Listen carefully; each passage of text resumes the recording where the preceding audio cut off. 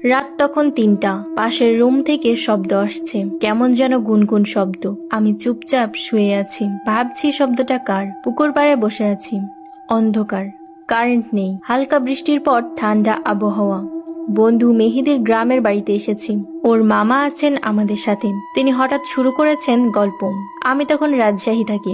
ভার্সিটির সামনেই একটা মেসে উঠেছি, কাজলার মোড়ে। আমার রুমের পাশের রুমটাই একজন উঠেছিল। ছেলেটার মুখে হালকা কালো দাড়ি, মুখটা ভীষণ ফর্সা, যেন নূর বের হচ্ছে তার মুখ থেকে। ওর নাম ছিল রাশেদুল। রাশেদুল আমাদের সাথে একই বিশ্ববিদ্যালয়ে পড়ে, ডিপার্টমেন্ট আলাদা।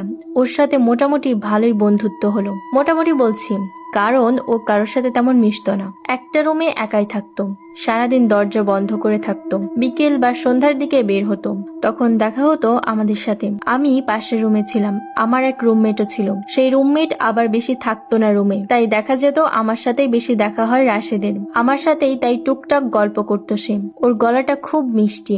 কোনো এক মাদ্রাসা থেকে পড়ে এসেছিল ও, ভালো গজল গাইতো। শুনিয়েছিল একদিন আমাকে। এক রাতে একটু রাত করে মেসে ফিরেছি, ভার্সিটিতে কাজ ছিল। আমাদের মেসে আবার প্রতিটি ফ্লোরে মেইন দরজা আছে, ভিতরের রুমে যে কেউ দরজা লাগাতে পারে। আমাদের ফ্লোরে 3টা রুম ছিল। এক রুমে আমরা, এক রুমে রাশেদ, আর এক রুমে 2টা ছেলে থাকতো। ওই সময় আবার সবার কিসের একটা ছুটি। আমাদের ফ্লোরে কেবল আমি আর রাশিদি আছি। আমি ফ্লোরের সামনে এসে মেইন দরজা খুলতে গিয়ে দেখলাম দরজা ভিতর থেকে লাগানো। দরজায় বাড়ি দিলাম, কিছুক্ষণ পর খুলে গেল দরজা। আমি দরজা দিয়ে ভিতরে ঢুকলাম, নিশ্চয়ই রাশেদ খুলেছে। ভিতরে ঢুকেই দেখবো রাশেদকে। আমি দরজা ঠেলে ভিতরে ঢুকলাম। ভিতরে ঢুকে যেন ভীষণ চমকে গেলাম। দেখি দরজার ওপাশে কেউ নেই। দূরে রাশেদের রুমের দরজা খোলা। দরজার খোলা অংশ দিয়ে রাশেদকে দেখা যাচ্ছে। রাশেদ টেবিলে বসে পড়ছে। আমি রাশেদকে গিয়ে জিজ্ঞাসা করলাম, দরজা কি তুমি খুলেছো রাশেদ? রাশেদ সুন্দর মুখটায় মিষ্টি হাসি ফুটিয়ে বলল, হ্যাঁ। আমি কিছু বললাম না, রুমে চলে গেলাম। মেইন দরজা থেকে রাশেদের রুম 20 ফিট দূর। দরজা খুলে 15 ফিট হেঁটে টেবিলে বসতেও অন্তত 10 সেকেন্ড সময় লাগে। দরজা খোলার সাথে সাথেই আমি ভেতরে ঢুকেছি। তাহলে রাশেদ এত তাড়াতাড়ি ওর রুমে গেল কিভাবে? যাক, মাথা ঘামালাম না এই নিয়ে।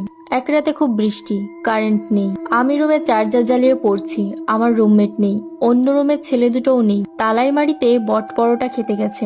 পড়তে পড়তে ক্লান্ত লাগছিল, চার্জারটা নিভিয়ে দিলাম। বিছানায় শুয়ে একটু রেস্ট নিব।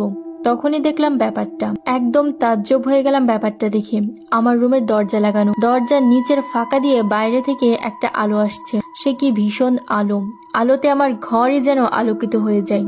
আমি তাড়াতাড়ি দরজা খুলে বের হই। যত দ্রুত সম্ভব দরজা খুলে বাইরে বেরিয়ে দেখি অন্ধকার। অন্ধকারে একজন দাঁড়িয়ে আছে, ঠাউর করি রাশেদ। রাশেদ আমাকে দেখে